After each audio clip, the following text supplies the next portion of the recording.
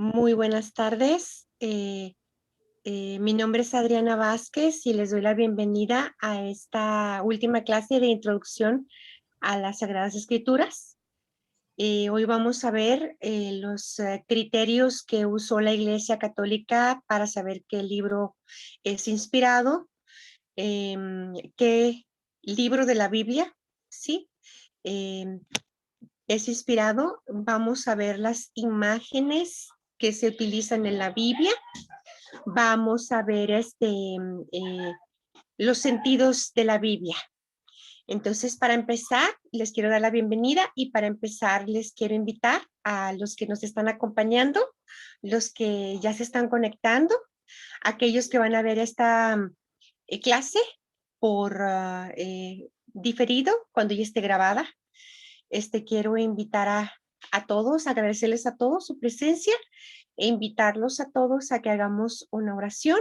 Les recuerdo la dinámica, es la clase de 1 hora, faltando más o menos 10 minutos. Voy a hacer un espacio para que si haya preguntas las hagan, si hay comentarios los hagan, si hay pues cualquier corrección, cualquier aporte a la clase, inmediatamente que lo podamos hablar, que lo podamos aclarar, que podamos enriquecer la clase. Más o menos faltando 10 minutos para la hora, yo paro y voy a hacer esto, ¿sí? Hacer este espacio, pero les pido los 50 minutos primeros, que no haya interrupciones, que sea la clase seguida, que todas las preguntas que tengan, por favor, que las escriban, que no se les olvide, que las escriban, alguna corrección que tengan que hacerme, también que la escriban, la hagan al final, algún aporte que puedan ustedes hacer al final, que lo escriban, que no se les pase. Esta es una buena técnica de que para que no se les olvide ya al final si tienen que hacer alguna pregunta, algún comentario, algún aporte. Entonces, les pido que empecemos en el nombre del Padre, del Hijo y del Espíritu Santo. Amén. Vamos a rezar un Padre Nuestro y un Ave María, encomendándonos a nuestra Santísima Madre y a Dios, para que pues todo salga bien. ¿Sí? Vamos a empezar. Padre nuestro que estás en el cielo, santificado sea tu nombre. Venga a nosotros tu reino. Hágase tu voluntad, así en la tierra como en el cielo. Danos hoy nuestro pan de cada día. Perdona nuestras ofensas, como también nosotros perdonamos a los que nos ofenden. No nos dejes caer en tentación y líbranos del mal. Amén. Dios te salve María, llena eres de gracia, el Señor es contigo. Bendita tú eres entre todas las mujeres y bendito es el fruto de tu vientre Jesús. Santa María, Madre de Dios, ruega Señora por nosotros pecadores, ahora y en la hora de nuestra muerte. Amén. En el nombre del Padre y del Hijo y del Espíritu Santo. Amén. Vamos a comenzar con criterios, imágenes y sentidos de la Biblia. ¿Qué criterios tuvo la Iglesia para saber que un libro es inspirado? Es importante aclarar, aunque ya se dijo en clases anteriores, no está de más aclarar en esta clase que la Biblia no cayó del cielo, la Biblia no cayó así como ya empastada del cielo, la mandó Dios y la escribió Dios con la pluma, con su puño y letra.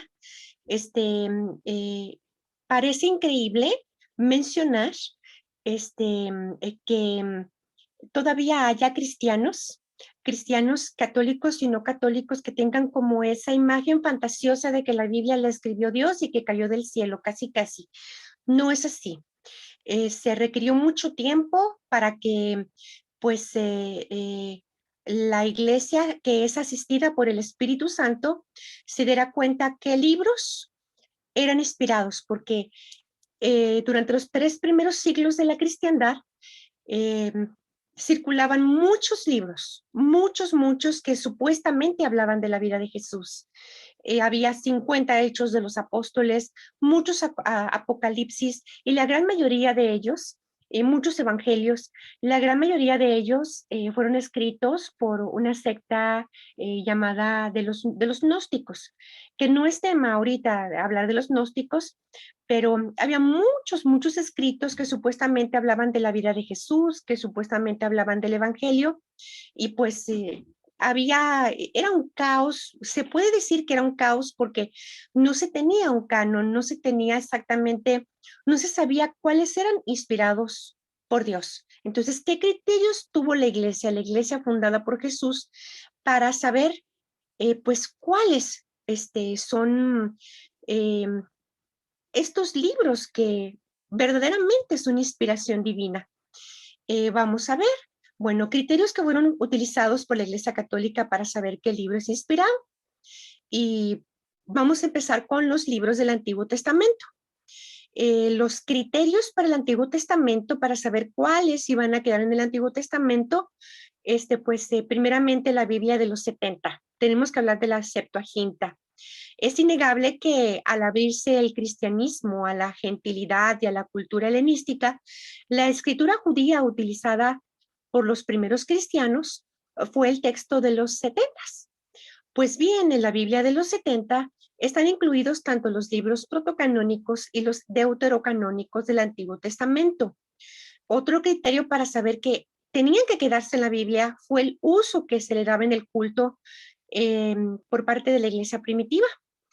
Parece ser que en la liturgia sinagogal se leían cíclicamente cada 3 años los libros de la Torá, el Pentateuco y de los profetas. Estamos hablando de la iglesia primitiva. Ya los primeros cristianos utilizaban estos libros, la Septuaginta, pues en su reunión dominical, ya lo usaban. Perdón, el uso cúltico de un libro significa un reconocimiento, al menos implícito, de su carácter sagrado. Por otra parte, la iglesia primitiva utilizó la Biblia judía en el propio culto dominical, lo que les acabo de decir. Aún colocándonos en un terreno hipotético, es de suponer que los judíos en diáspora quiere decir que ya no estaban adentro de su territorio, ya estaban en Egipto y en otros lugares, usarían para su culto todos los libros incluidos como sagrados en la Biblia de los 70. También otro criterio para saber que esos libros se iban a quedar en el Antiguo Testamento lo tenemos pues en el uso en los escritos del Nuevo Testamento. Es verdad que no todos los libros del Antiguo Testamento se encuentran citados en el Nuevo, aunque el hecho de no estar expresamente citados no se deduce que no hayan sido usados y tenidos en cuenta en la redacción neotestamentaria. Y pues esos 3 criterios en sí, que se basaron en la Biblia de los 70, en el uso del culto, en el uso de los escritos del Nuevo Testamento, fueron muy importantes para que la iglesia se diera cuenta, pues que lo que fue la Septuaginta, que se quedara tal y como estaba en el Antiguo Testamento, se quedaron ya definitivamente como inspirados por Dios cuando ya se definió el canon. Ahora, los criterios que fueron utilizados por la Iglesia Católica para saber qué libro es inspirado y así dejarlo ahora en el Nuevo Testamento, vamos a pasar ahora al Nuevo, cómo supieron, pues, qué libros se iban a quedar en el Nuevo. Primero, el origen apostólico, es decir, que un libro tenga como autor seguro a un apóstol o a alguno de sus discípulos. Los apóstoles, considerados depositarios de la revelación histórica de Jesús, eran el canon vivo, intérpretes autorizados del mensaje y del acontecimiento salvífico de Jesús. Durante la segunda mitad del primer siglo, las iglesias destinatarias de algún escrito apostólico lo conservaron celosamente y lo fueron difundiendo e intercambiando con escritos apostólicos de otras iglesias. Poco a poco el canon vivo se convirtió en canon escrito. Otro criterio utilizado por la iglesia fue el uso litúrgico que hizo la iglesia primitiva de ciertos libros. Es decir, los libros que fueron usados por los apóstoles y las primeras comunidades cristianas, pues seguramente son canónicos. Y otro criterio, la coherencia, es decir, que la enseñanza de un libro sea coherente con el resto de la escritura. Hay libros muy imaginativos, caricaturescos, por ejemplo, de Jesús, de que hablaba de que él hacía pajaritos de barro y les daba vida. Eso no lo enseñaron los apóstoles. Entonces, como no lo enseñaron, pues un relato así no podía quedar en la Biblia, por ponerles un ejemplo, ¿sí? Tenía que haber una coherencia. Había otro escrito, que ahorita no tengo el nombre, que se ponía a Jesús así como alguien vengativo, alguien, y para nada. O sea, no es lo que enseñaron los apóstoles de Jesús, como alguien vengativo, claro que no. Entonces, por eso un escrito que hablara de un Jesús vengativo, pues no iba a quedar. Por ahí recuerdo otro escrito apócrifo que mencionaba que Jesús, y es muy popular en el mundo secular, de que Jesús pues a lo mejor había tenido alguna relación sentimental con María Magdalena, y para nada, eso no enseñaron los apóstoles, que Jesús hubiera tenido mujer, no. Entonces, todos los ejemplos que les acabo de mencionar, como no fueron enseñados de palabra, no fueron transmitidos, pues eso no iba a quedar en la Biblia. Recordemos que primero fue la tradición apostólica, primero fue lo que pasó de boca en boca y después fue la Biblia. Entonces, por eso, todo aquello que no hubiese sido transmitido no iba a quedar, tenía que haber coherencia. Otro criterio para determinar, para que la iglesia se diera cuenta que el libro está inspirado por Dios y proclamarlo como tal, fue la ortodoxia. Ningún libro podía ser auténtico si contenía una interpretación del misterio de Jesús contraria a la ortodoxa, que se había formado con la tradición viva de los apóstoles. Yo acabo de poner ya los ejemplos. También se basaron en las listas antiguas del canon. La formación de una lista implica la aceptación de los libros enlistados como libros de carácter peculiar. Un ejemplo, en la carta escrita por Atanasio para la Pascua del año 367, ya se enumeran sin vacilación todos los libros del Nuevo Testamento. Este catálogo, 18 años más tarde, en el año 385, sería aceptado por San Jerónimo y divulgado por él en Occidente a través de su traducción oficial latina llamada Vulgata. Entonces, ya tenemos más o menos ya, hermanos, una idea de qué criterios utilizó la Iglesia Católica para decir qué libros se iban a quedar, sí, para darse cuenta cuáles libros son inspirados por Dios y cuáles pues no iban a quedarse.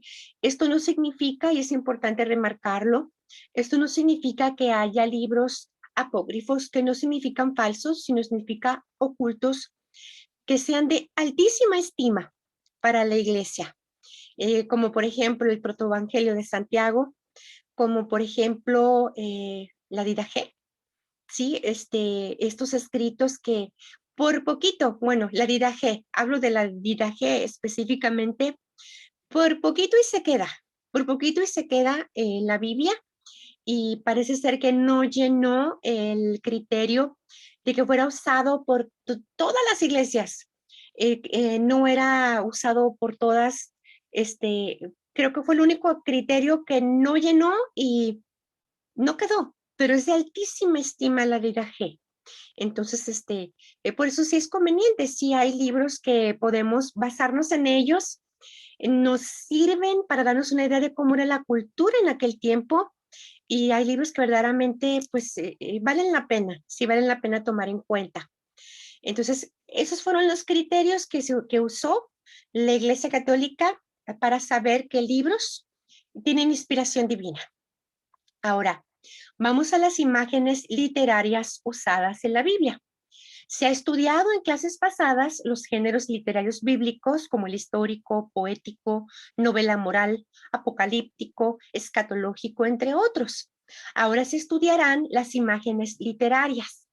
El autor, José Miguel Miranda, en su libro Lecciones Bíblicas, menciona lo siguiente. es importante darnos cuenta que también en la Biblia hay metáforas, hay alegorías, hay parábolas, pero vamos a definir cada una de estas lo más claro que se pueda. Dice la metáfora, la definición de metáfora es, se da cuando se trasladan las palabras del significado propio mediante la figura o comparación implícita a otro significado impropio con el que se guarda cierta analogía o semejanza. Vámonos con el ejemplo que es mucho más claro que la definición, lo sé. Ejemplo de una metáfora. Ustedes son la sal de la tierra, son la luz del mundo. Es obvio que literalmente ninguna persona se va a igualar a algún elemento de la naturaleza como la sal o la luz. Mas aquí se entiende que el hombre es lo más importante de la creación y que ser luz se refiere que con su testimonio de vida pueda ser un buen ejemplo para los demás. Entonces ahí está un ejemplo de metáfora, el hecho de que todos vamos a entender que si nos dicen, tú eres la sal del mundo, no se nos va a venir a la mente disculpen, un salero, obviamente, sino que vamos a entender, ok, si la sal es lo que da sabor a la comida, pues entonces quiere decir que si yo soy sal del mundo, entonces mi testimonio va a contar muchísimo y va a ser muy importante si yo sigo el Evangelio de Cristo. Entonces, ahí está un ejemplo de lo que es una metáfora. Ahora, una alegoría. ¿Qué es una alegoría? Es la comparación basada en una metáfora continuada y desarrollada. Por ejemplo, el pastor conoce a sus ovejas y sus ovejas lo siguen. La alegoría es así como una metáfora, pero más larga, como en este ejemplo. El pastor conoce a sus ovejas y sus ovejas lo siguen. Si nosotros tenemos esta imagen del pastor, eh, el pastor pues es el que dirige a sus ovejitas. Pues Dios es nuestro pastor porque es el que nos dirige. ¿Y nosotros por qué somos ovejas? Pues porque somos guiados por Dios. Entonces, por eso nos asemejamos a una oveja. Entonces, ahí está el ejemplo de lo que es una alegoría. Ahora vamos a lo que es una parábola. Una parábola es una comparación desarrollada a través de un relato ficticio con un fin pedagógico. Déjenme les leo los elementos de la parábola. Primero es el recurso de la comparación, el segundo es un aspecto enigmático de la expresión propia para excitar la curiosidad, incitar a la búsqueda y a subrayar la importancia y hasta la trascendencia de la enseñanza comunicada. Por ejemplo, el relato del hijo pródigo, que está en San Lucas, capítulo 15, versículos del 11 al 32, es una parábola. Con las parábolas es muy bonito enseñar porque es como entendemos bien sencillo, bien sencillo el mensaje de Cristo. Y, por ejemplo, les puedo compartir que yo como catequista, cuando les quiero explicar algo a mis estudiantes, a través de una parábola me entienden mejor la palabra de Dios a través de una parábola. Y yo creo que no hace falta ser niño para darnos cuenta que por una parábola le entendemos mejor a una enseñanza de Jesús. Y vamos a ver ahora qué es un símbolo. También en las Sagradas Escrituras hay símbolos. Dice, es un signo o acción que representa otra cosa, personaje, institución, etc. Cuidado con confundir un símbolo con aquello que está diciendo en realidad. Ejemplo de un símbolo, la cruz. Puede referirse a un madero atravesado o a nuestros problemas. Fíjense, tiene dos significados. Puede ser el madero atravesado o puede significar los problemas, la cruz de cada día. Mundo, la palabra mundo, que es la esfera terrestre, o cuando Jesucristo dice, ustedes no son del mundo, San Juan 15:19, expresión que no se refiere a la esfera terrestre, sino a cuando habló con los apóstoles, les quiso decir que ellos eran diferentes al común de los mortales, que aunque estaban en el mundo, no eran del mundo, o sea, son de Dios. expresión que hoy en día también se puede aplicar pues a todos los cristianos. Entonces, como vemos, símbolos, ¿sí? Em, Otra de las imágenes que podemos ver en las Sagradas Escrituras es lo que es un mito. También hay mitos en las Sagradas Escrituras o fábulas. Es la narración ficticia, totalmente inverosímil, que atribuye a la naturaleza irracional cualidades humanas como la palabra y la razón. Su fin es enseñar o instruir. Un ejemplo de un mito en la Biblia, vamos a ver, la burra de Balaam, que está en Números, capítulo 22, versículo 2. Es un mito de la Biblia, no quiere decir que la burra haya hablado, ¿sí? Entonces, es un ejemplo de cuando hay un mito en la Biblia. Lo que nos quiere enseñar el relato es, pues, alguna enseñanza, nada más, ¿sí? Entonces, acabamos de ver en este momento, recuérdenlo por favor, las imágenes literarias. Lo vuelvo a leer así rapidito. La metáfora, la alegoría, la parábola, los símbolos, el símbolo, perdón, y el mito. Ahora, en las Sagradas Escrituras también encontramos los sentidos.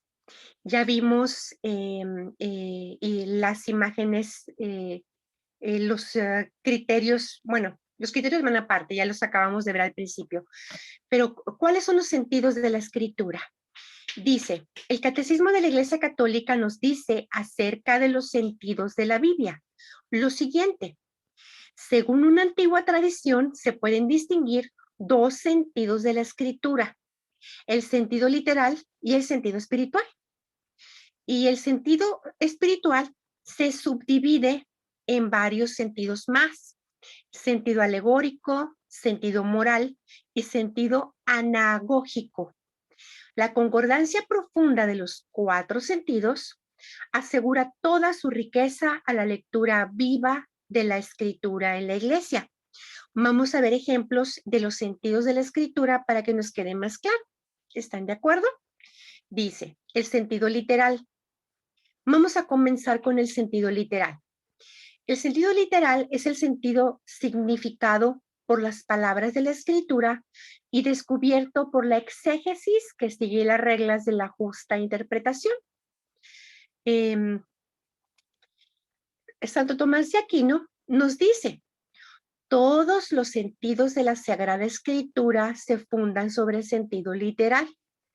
Ejemplo, el ejemplo más, yo creo conocido por nosotros los católicos es San Juan, capítulo 6, versículo 54. El que come mi carne y bebe mi sangre, vive de vida eterna, y yo lo resucitaré el último día. Aquí hay un ejemplo de cuando se está diciendo literalmente algo en la Biblia. Aquí lo tenemos en San Juan 6, 54. Cuando hablamos del sentido espiritual, vamos a ver qué significa. Gracias a la unidad del designio de Dios, no solamente el texto de la escritura, sino también las realidades y los acontecimientos de que habla pueden ser signos.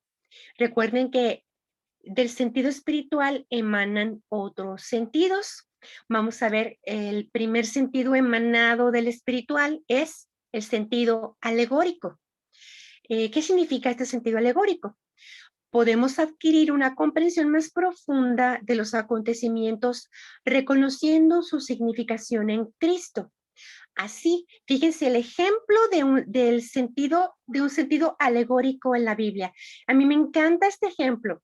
Dice, cuando leemos el paso del Mar Rojo, es un signo de la victoria de Cristo y por ello del bautismo.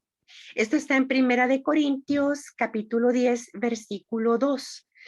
Cuando nosotros leemos que el pueblo en Éxodo pasó el Mar Rojo, este es como una prefiguración, ¿sí? De la victoria de Cristo, ¿sí? Y por ello del bautismo. Entonces, es como nosotros podemos más o menos decir, wow, entonces esto es lo que significa. Lo mismo cuando se habla de la roca de la que emanaba agua, pues esto era una prefiguración de quién iba a ser la roca de la que emanaba agua viva, Jesús. ¿Ok? El sentido moral.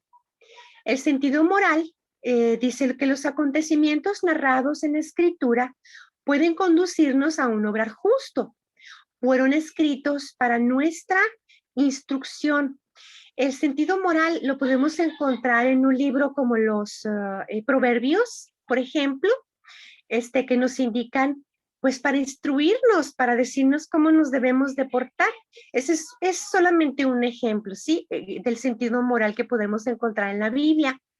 Ahora, el sentido anagógico. El sentido anagógico, podemos ver realidades y acontecimientos en su significación eterna, que nos conduce hacia nuestra patria. Así, la iglesia en la tierra es signo de la Jerusalén celeste. Esto lo podemos ver en Apocalipsis capítulo 21, versículos del 1 al 22. Entonces también hay un sentido que nos conduce hacia nuestra patria. ¿Nuestra patria cuál es? Sí, el cielo. Estar con Jesús. Cuando le rezamos a la Santísima Virgen, recuerden que le decimos que somos nosotros los desterrados, hijos de Eva, y que le suplicamos llorando y gimiendo en este valle de lágrimas. ¿Sí? ¿Por qué? Nos decimos desterrados en esa oración, porque nuestra verdadera patria es el cielo, es estar con Dios. Entonces, por eso, a eso se refiere el sentido anagógico. Eh, un dístico medieval resume la significación, perdón, un místico, y les puse dístico, un místico medieval resume la significación de los 4 sentidos. Fíjense, como todo lo que acabo de mencionar, él lo resume de la siguiente manera. Los sentidos de la Biblia. Presten mucha atención, por favor. La letra enseña los hechos. La alegoría, lo que has de creer. El sentido moral, lo que has de hacer. Y la anagogía, a dónde has de tender. Entonces, es bien importante darse cuenta que hay imágenes, que hay sentidos de la Biblia, que hay todas estas, como mencionábamos en las clases pasadas, que hay géneros literarios también. Es muy importante darnos cuenta que todo esto está en la Biblia para no caer en el fundamentalismo, hermanos. Lo voy a decir de otro modo, sin utilizar estas palabras. Vamos a utilizar palabras más sencillas. No podemos abrir las Sagradas Escrituras y empezar a interpretar por nuestra propia cuenta, a interpretar de acuerdo a mi realidad del año 2021. A decir, no, pues el Espíritu Santo me ayuda y él me va a decir qué significa esto. No podemos hacer esto. ¿Por qué? Porque tenemos que recordar que las Sagradas Escrituras fueron escritas por autores sagrados, hagiógrafos, por personas y por inspiración del Espíritu Santo. Fue una labor conjunta, mis hermanos. Fue una labor conjunta. ¿Y por qué digo que fue una labor conjunta? Porque los hagiógrafos plasmaron su estilo, pusieron su contexto cultural, lo que estaban viviendo, y al mismo tiempo el Espíritu Santo los inspiró, y aunque ellos a lo mejor no entendían bien lo que estaban escribiendo, el Espíritu Santo habló a través de ellos. Un ejemplo muy claro de lo que estoy diciendo es Génesis 3:15, que el autor sagrado o los autores sagrados, ya saben lo que se dice de Génesis, que del Pentateuco en sí, que a lo mejor lo escribió todo Moisés, y esa es una teoría. La otra versión dice que fueron escritos el Pentateuco por diferentes autores sagrados. Por eso digo, él o los autores, ¿ok?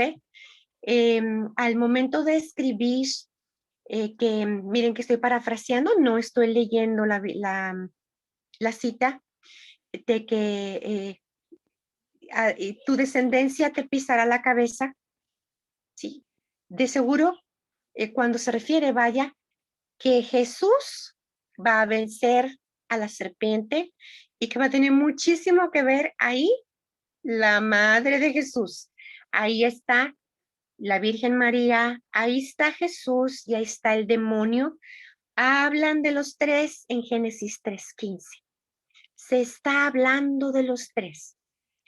Que el autor o los autores sagrados se hayan dado cuenta es bien improbable.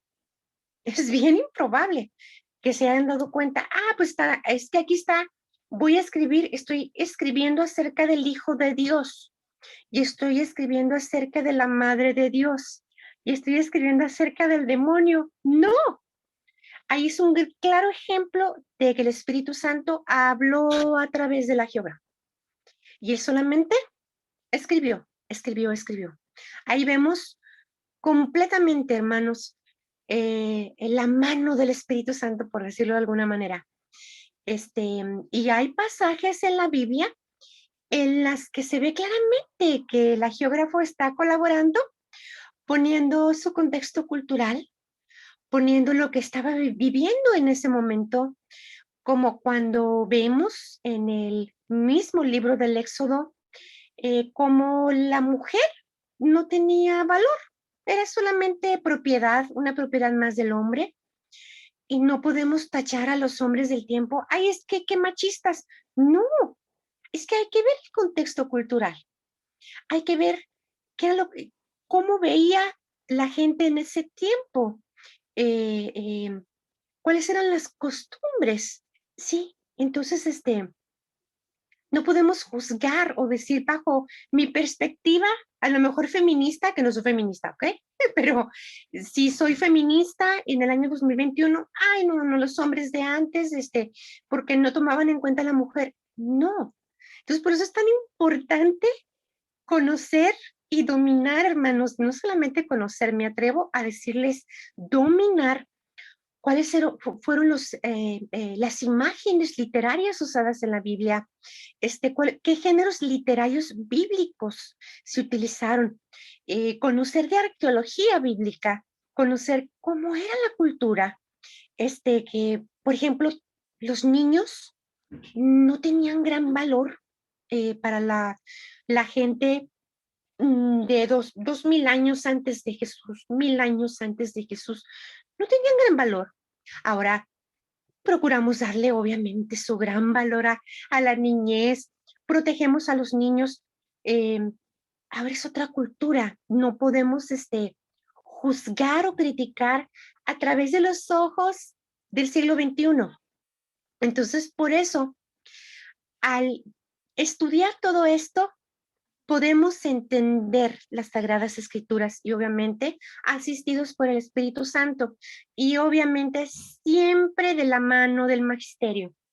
Aquí no hay interpretación individual. Recuerden lo que dijo San Pedro.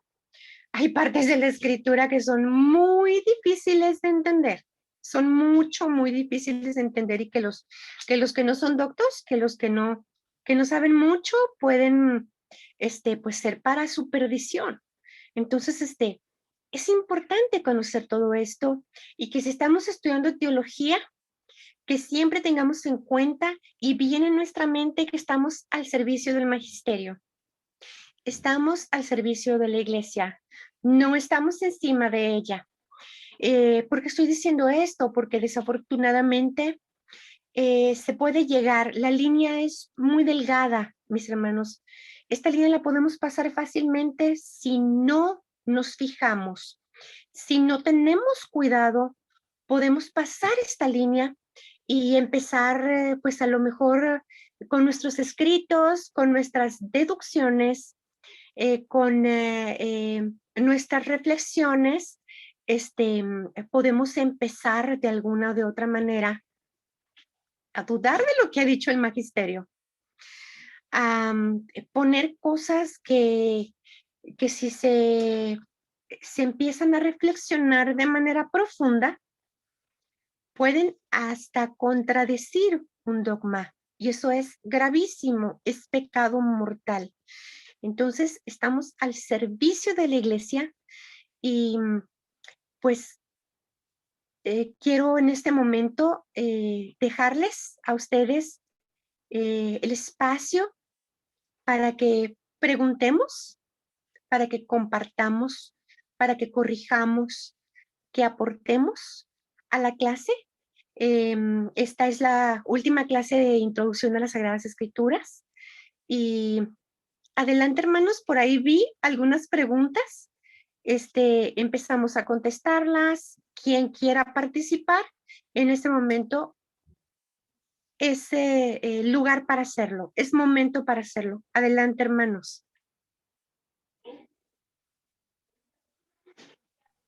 Hola, hola, hermana Adriana. Hola, ¿cómo están? ¿Cómo están? Pura vida.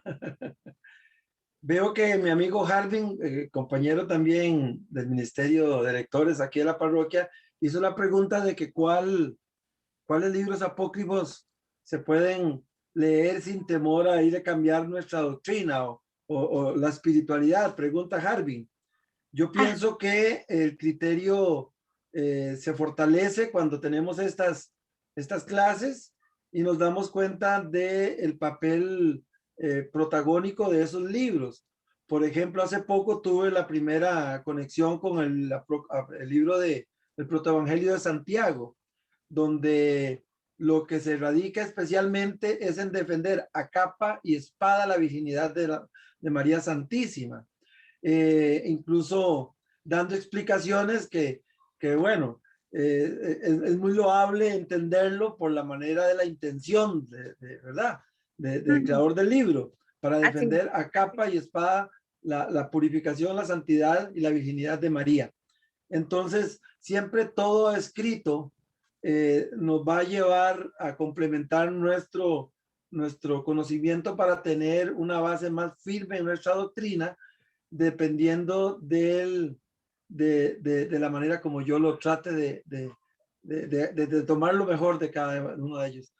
No sé si está bien explicado, hermana. ¿Qué podría usted añadir? Está muy bien explicado, hermano, sí, por ahí, apagar su micrófono que me estoy escuchando en eco. Gracias. Sí, está bien explicado porque podemos tomar, podemos enriquecernos mucho de estos libros, como en el ejemplo que usted está diciendo del protoevangelio de Santiago. Podemos enriquecernos muchísimo de la Didache, de darnos cuenta que el bautismo primeramente es trinitario, porque la Didache nos lo dice, de la importancia, por ejemplo, de dar limosna, porque la limosna perdona muchos pecados, dice la Didache, la importancia de las obras de caridad. Nos enriquece muchísimo. Y en una ocasión yo le pregunté al sacerdote, a un sacerdote que me estaba dando clases, le dije, bueno, hice esta pregunta que usted hizo, ¿será bueno leer todos los libros apócrifos? ¿No iré a afectar mi fe? Y él me contestó, me dice, no, Adriana, si tú sigues estudiando nuestra fe católica, sigues enriqueciéndote de saber qué es lo que nos enseña la iglesia, tú vas a poder leer los libros apócrifos que quieras, sí, pero siempre y cuando vaya, que tengas una preparación, que conozcas la doctrina, que sepas qué es lo que aprobó la iglesia y que no, la iglesia no nos prohíbe, hermanos, leer los libros apócrifos. No, no nos lo prohíbe. No hay ningún libro que nos diga, no, no lo deben de leer porque va a haber excomunión o qué sé yo. No, nosotros podemos leer el libro que nosotros queramos. La iglesia lo permite y recomienda que conozcamos nuestra doctrina, ¿sí? Para no irnos a confundir, como dice usted, hermano, ¿sí? Que conozcamos la doctrina y que, claro que sí, que podemos leerlos. Y nada más nos da esta sugerencia, pues, sí, para no irnos a confundir, ¿sí? ¿Alguien más? Gracias, hermano. ¿Alguien más que tenga algún comentario, alguna pregunta, algún aporte, corrección, no sé?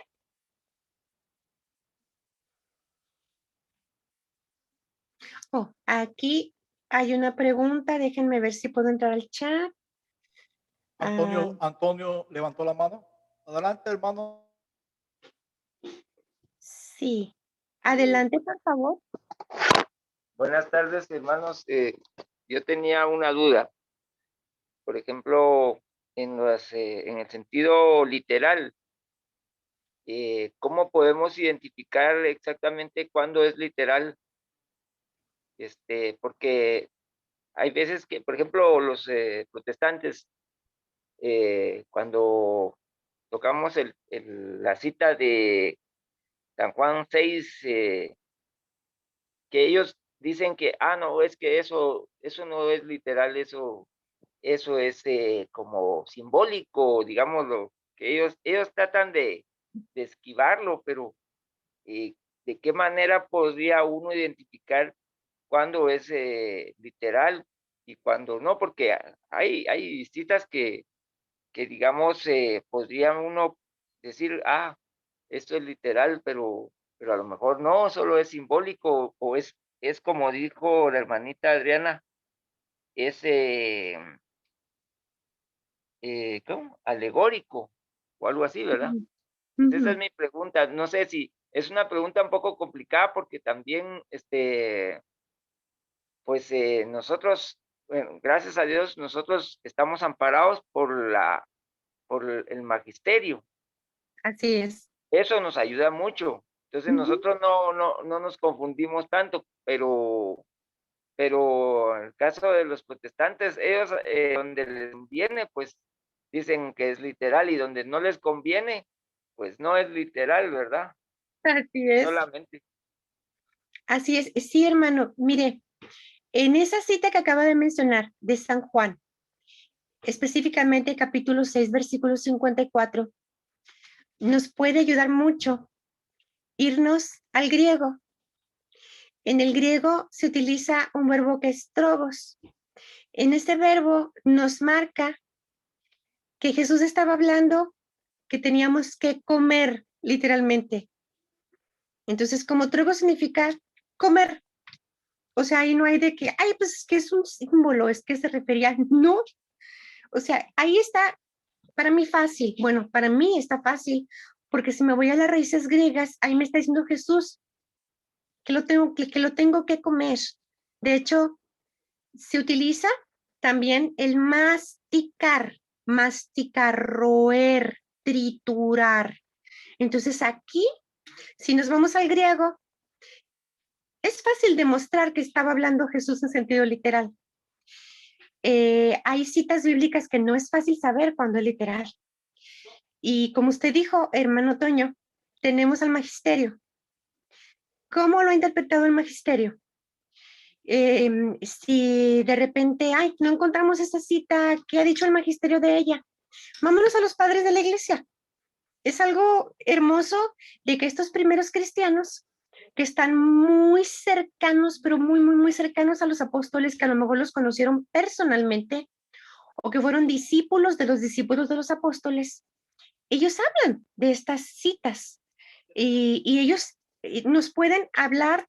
A mí me fascina esto.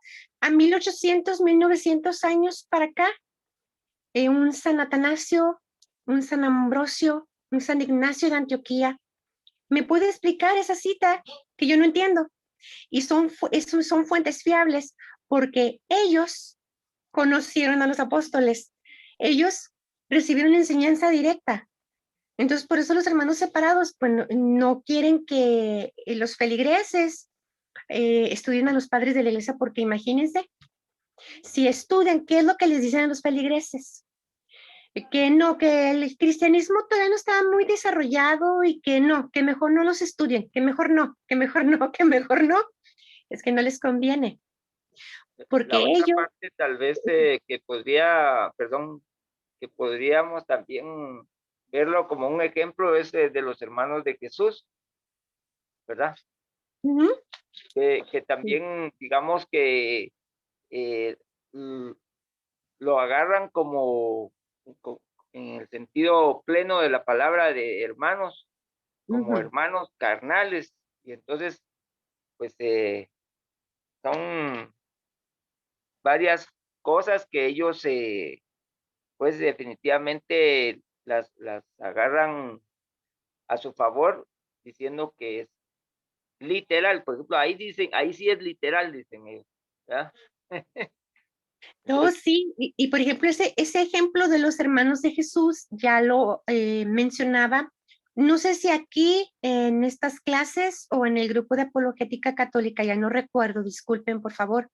Yo les mencionaba que la misma Biblia nos aclara cuando se trata de hermanos de sangre. Y una de las citas es Deuteronomio capítulo 27, versículo 22. Otra de las citas me parece que está en Deuteronomio 13, pero se me escapa el versículo, disculpen. Donde ahí se menciona que la misma Biblia marca cuando son hermanos de sangre. Les menciona, por ejemplo, si usted, hermano Toño y yo fuéramos hijos de la misma mamá y del mismo papá y apareciéramos en la Biblia, diría Adriana, hermana de Antonio, hija de su padre. Así, o Antonio, hermano de Adriana y hijo de su padre o hijo de su madre. Entonces, la Biblia sí nos aclara cuando se trata de hermanos de sangre.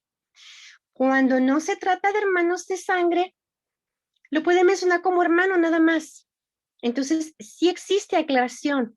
Y baste con ver estas citas para explicarle, por ejemplo, a un hermano no católico, sea cristiano, ateo, agnóstico, lo que sea, de otro credo, de otra denominación de tipo religiosa, me refiero no cristiana, se le puede explicar, mire, aquí se aclara cuando son hermanos de sangre y cuando son familiares cercanos.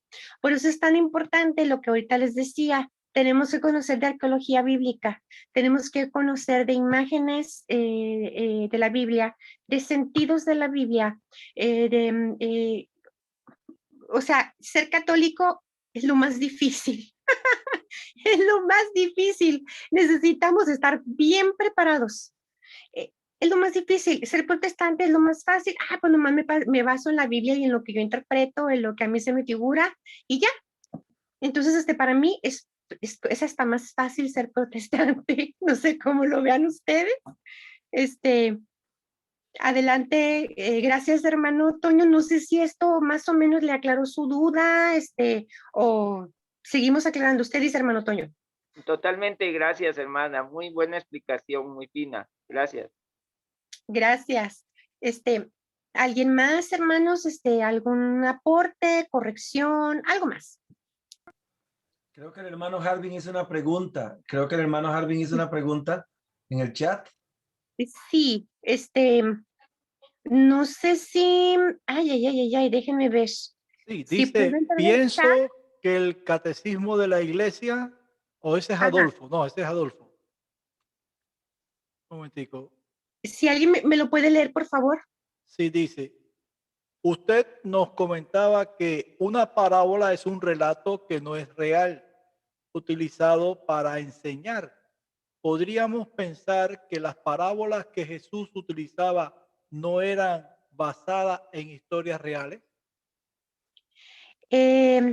Bueno, es una pregunta muy interesante, porque a lo mejor él las basó, a lo mejor vamos a hacer teología, ¿ok? Hacer teología es empezar a deducir, es empezar a hacer un análisis de lo que estamos leyendo. Vamos a pensar que a lo mejor él basó sus relatos en alguna persona que él conoció, ¿sí? Pero, ¿qué es lo que sucede con las parábolas? Porque se dice que no es real en sí, lo que es la parábola en sí. A lo mejor él se pudo haber inspirado en personas que conoció, pero ¿por qué se dice que la parábola no es real, no es el relato en sí? Fácil, porque no incluye el nombre de nadie. Siempre es el sembrador, si se fijan. Había un señor rico, había ¿Qué más, qué más, qué más, qué más? El viñador. Había un hombre que tenía 2 hijos, la parábola del hijo pródigo. O sea, no menciona nombres, simplemente menciona una historia. Esa es la parábola, simplemente es una historia. Por eso es tan interesante hablar el relato, perdón, de Lázaro y del rico, porque en el mundo protestante se dice que esta es una parábola, pero no reúne los requisitos de la parábola, porque en este relato Jesús le da nombre a uno de los personajes y el nombre es Lázaro. Mencionan los eruditos que posiblemente Lázaro existió, que pudo haber sido una persona conocida en la época y que por lo tanto ese relato de San Lucas, capítulo 16, donde viene el relato del rico y de Lázaro, que posiblemente cae en el contexto histórico, que no es una parábola. ¿Por qué? Porque no reúne el requisito de la parábola, el primerito. No dale nombre a nadie, simplemente hacer un relato.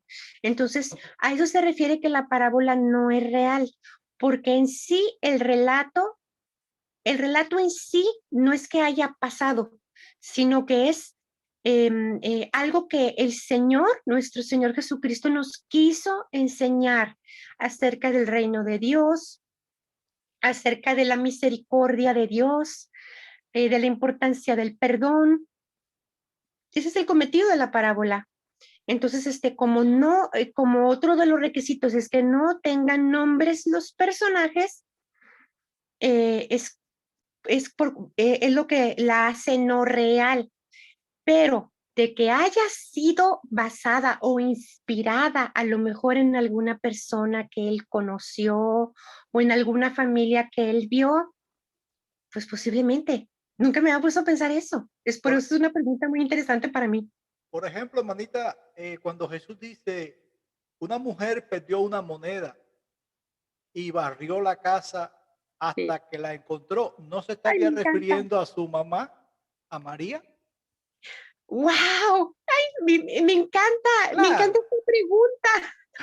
Sí, se me hace muy bonita. Miren que a lo mejor vamos a hacer esta reflexión. A lo mejor viendo a su mamá barriendo la casa, pues yo voy a explicar que así es el reino de Dios, así es mi Padre.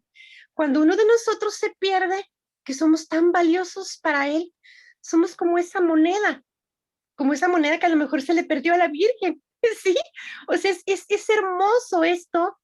Fíjense, ya estamos infiriendo algo, ya estamos reflexionando, de eso se trata, de esto se trata estas clases, y es hermoso hacer esta pregunta. A lo mejor pudiera ser que él haya visto a su mamá, pero también puede ser que haya visto, qué sé yo, a doña Ana, su abuela, haciendo lo mismo, o no sé, viendo a la vecina barrer y que se haya inspirado en hacer esta parábola.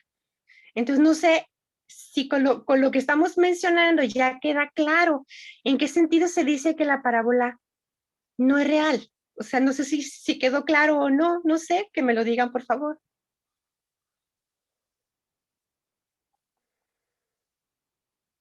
sí, es correcto, manita, es correcto. Y también me vendría a la mente la parábola de la masa y la levadura, ¿no? Cómo la mujer echa la levadura para que fermente la masa. Todas esas vivencias yo las comparo con cosas hogareñas, cosas del hogar, que él mismo tiene que haber vivido, cómo él veía que Sí, esa masa fermentaba. Sí, quizás su abuela Ana, quizás la misma Virgen, pero claro que sí, y es hermoso, ¿no? Saber cómo Jesús sí, sí. utiliza medios que él mismo vivió en el hogar de Nazaret y después los trae a su vida personal para transmitirnos un mensaje. Y Exacto. claro, adelante. Sí, muchas gracias a los hermanos por sus palabras, me están apareciendo aquí, muchas gracias, y pues se trata, hermanos, que así como estamos mencionando, estamos reflexionando las parábolas, que esto nos dé más amor mucho más amor a las Sagradas Escrituras, mucho más amor a leerlas, mucho más amor a comprenderlas. Y si hay algo que no comprendamos, tenemos el magisterio. Recuerden, tenemos a los padres de la iglesia. Aquí es muy triste para mí. Lo es, se los digo. ¿Qué caos será en el mundo no católico? Que cada uno tenga su propia interpretación. Es un caos porque, miren, hablando con hermanitos no católicos, tengo una amiga que quiero muchísimo, ella es bautista. Quiero compartirles que me trajo un pastel de queso delicioso. La quiero mucho, ella me quiere mucho a mí y ella es enamorada de la palabra de Dios. Eh, yo le quiero pedir a mi Señor que un día, ella está en la Iglesia Católica, es una gran mujer, una gran dama y somos muy amigas, gracias a Dios.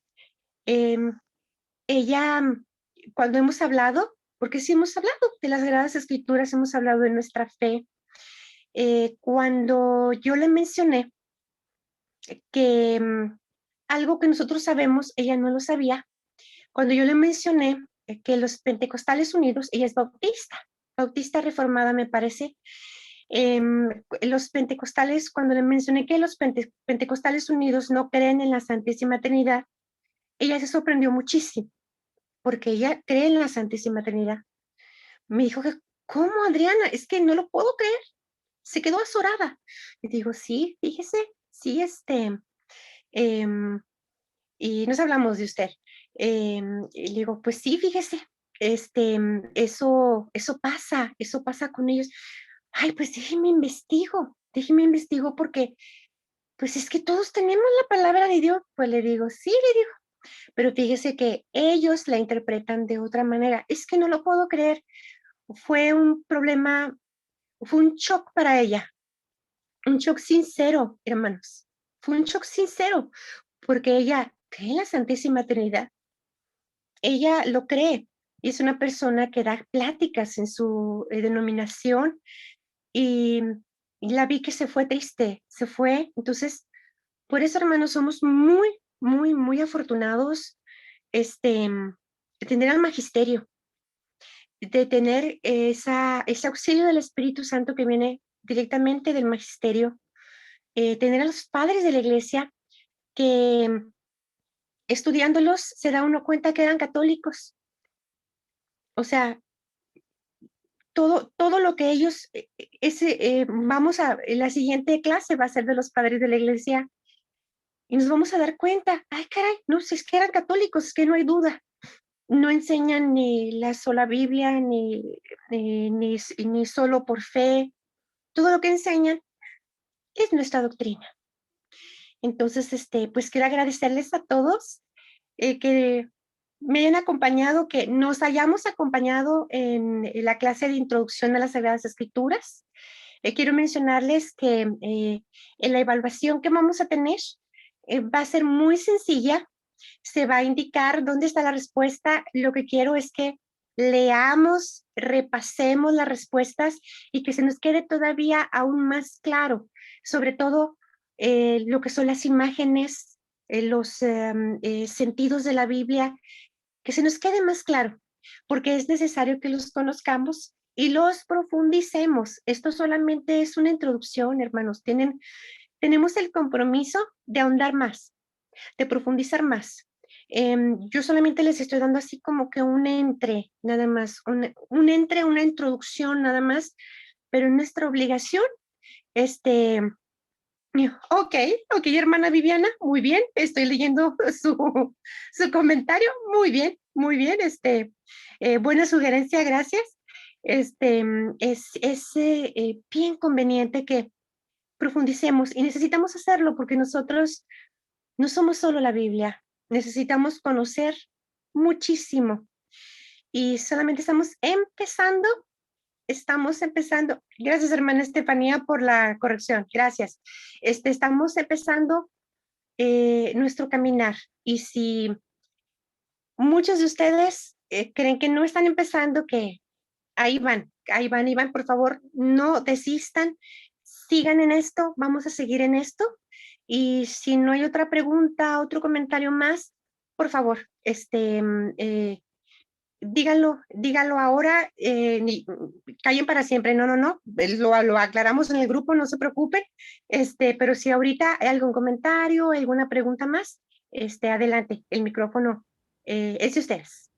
No, muchas gracias, hermana, porque yo que no sé mucho, la verdad, casi nada, ignorante de todas estas cosas, me ha sorprendido sobre todo el que usted me instruyera en decir que las Biblias en verdad que se agarran los hermanos separados, los cristianos en particular, que soy muy cercana por el lado de mi esposo, es católica totalmente, o sea, está hecho. Ellos normalmente, como usted dijo hace rato, es muy fácil ser protestante, porque ellos me dijeron, no, nosotros no nos instruimos por la iglesia, solamente declaramos que Jesús es el Señor y lo aceptamos y con eso somos salvos. Algo muy fácil. Yo declaro que Jesús es el Señor en mi corazón y soy salvo. Le digo, pero la Biblia que ustedes tienen es católica, pero pues ellos siempre tienen tangentes, ¿no? Nosotros no nos guiamos porque es religiosidad lo que ustedes tienen, nosotros no, nosotros tenemos fe. Pero bueno, son cosas que no se pueden ya más explicar. Son como perlas tiradas a los cerditos para mí, la verdad, porque se trabaja mucho, se platica mucho, pero no hay una empatía, no hay una cosa bonita de aceptar. Yo ya perdí esa capacidad de decir voy a platicar y a quizá convencer, no. Pero si nuestra religión es difícil, pero conociéndola, usted a través de usted, la verdad, temas que nos los ha hecho sencillos. Yo soy muy difícil de entender, por siempre le pedía yo lo escrito, porque yo lo leo y capto mejor, pero maravilloso lo que usted nos ha enseñado, nos ha guiado, muy interesante. Dios le bendiga y le dé más sabiduría para enseñarnos a los que humildemente no sabemos casi nada. Bueno, en mi caso, muchos hermanos están muy preparados, los admiro y espero seguir, no desistir, como usted dice, no desistir. Gracias. Le agradezco mucho, hermana, le agradezco mucho. Aquí todos aprendemos de todos.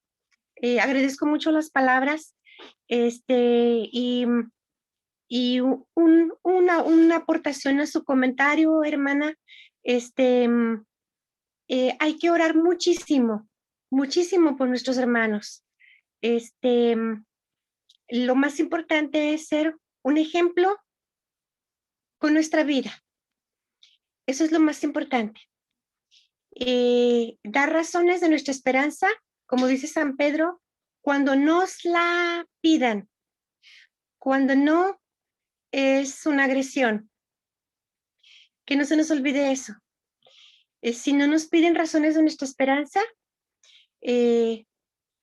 mejor predicar con el ejemplo. Si nos piden razones de nuestra esperanza, entonces hablar, platicar con ellos sin tener la expectativa de que se van a hacer católicos o que no, eso le corresponde al Espíritu Santo. Pero como dice San Pedro, dar razón de nuestra esperanza a quien nos lo pida. Si no me lo piden es una agresión, entonces no, así no. Y lo más bonito es pedirle ayuda a Dios para ser un buen ejemplo, un buen testimonio de vida y pedirle ayuda a Dios para no ser piedra de tropiezo para los hermanos que nos rodean. Les recomiendo mucho que en sus oraciones pidan esto, ser buen testimonio de vida y no ser piedra de tropiezo para aquel que apenas está comenzando, para aquel que a lo mejor quiere saber de la Iglesia Católica, pero aún no se anima. Entonces, pues solamente eso, y con eso quiero concluir, hermanos, y agradecerles a cada uno de ustedes. Este fin de semana les envío lo que es el repaso, que le llamamos examen, pero vamos a llamarle repaso. Les envío el repaso para que lo contesten, ¿ok? Muchísimas gracias a todos, de verdad, y bendiciones para todos. ¿Ok?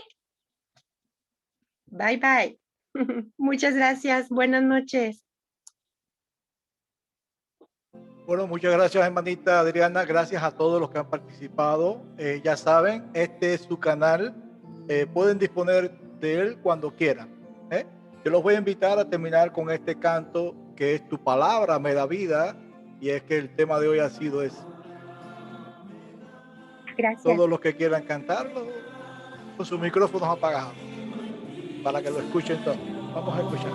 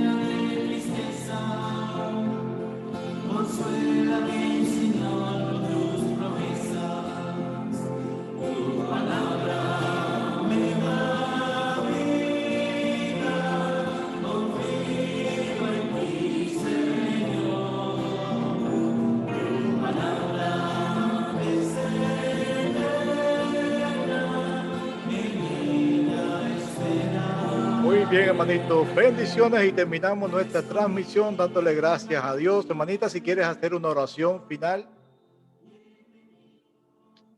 Sí, en nombre del Padre, del Hijo y del Espíritu Santo. Amén. Padre eterno, gracias por permitirnos compartir esta noche las Sagradas Escrituras. Tu palabra que da vida. Te pedimos por favor que nos ayudes a seguir en este camino, que nos protejas, que nos guíes, sobre todo para hacer siempre, siempre, siempre tu voluntad y no la nuestra. Ser capaces cada mañana de entregarte nuestra voluntad y que en su lugar sigamos la tuya. Muchas gracias y nos despedimos con un Padre Nuestro y una Ave María. Padre nuestro que estás en el cielo, santificado sea tu nombre. Venga a nosotros tu reino. Hágase tu voluntad en la tierra como en el cielo. Danos hoy nuestro pan de cada día. Perdona nuestras ofensas, como también nosotros perdonamos a los que nos ofenden. No nos dejes caer en tentación y líbranos del mal. Amén. Dios te salve María, llena eres de gracia, el Señor es contigo. Bendita tú eres entre todas las mujeres, y bendito es el fruto de tu vientre, Jesús. Santa María, Madre de Dios, ruega por nosotros pecadores, ahora y en la hora de nuestra muerte. Amén. En el nombre del Padre, y del Hijo, y del Espíritu Santo. Amén. Bendiciones y muchas gracias. Buenas noches.